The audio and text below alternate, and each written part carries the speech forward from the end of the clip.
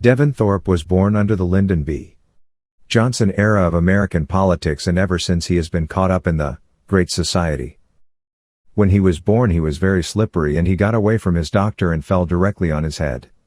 How else can you explain how a man born in Provo, Utah, arguably one of the most conservative areas in the nation, ended up becoming a Democrat? Yes, that is right, Devin is a Democrat. The party that Will Rogers was a member of, and when asked he said, "I don't belong to an organized political party, I am a Democrat." He attended high school in Washington State and was only held back 3 times, twice because he kept bugging his principal to implement a green energy policy for the school and to mandate a school uniform made from hemp to save the planet. The 3rd time was for breaking into the school late at night and replacing all the commodes with self-contained composting toilet units.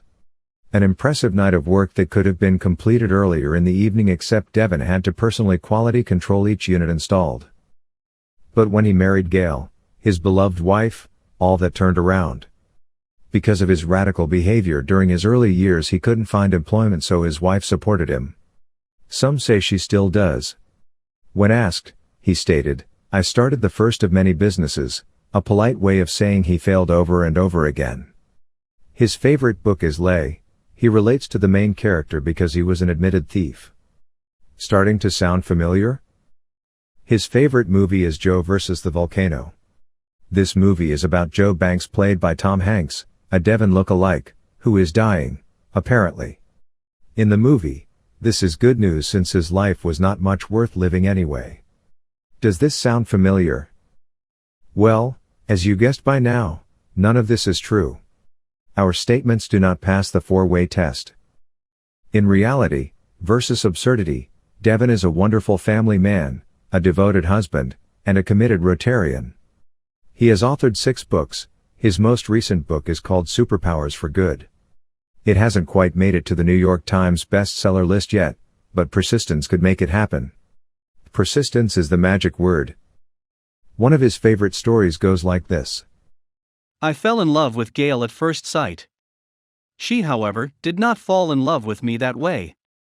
The story continues, I was so intimidated about asking her out, that I didn't dare ask her directly, and asked via a mutual friend repeatedly. The answer kept coming back no. Eventually, I mustered up the courage to ask her out directly. She said yes. We went on our first date that evening, dated for 1 month and got engaged. Before we got married, 7 weeks later, I asked her if the mutual friend had in fact asked her repeatedly about going out with me or not. I thought perhaps the friend might have said no to keep me for herself. Editorial note.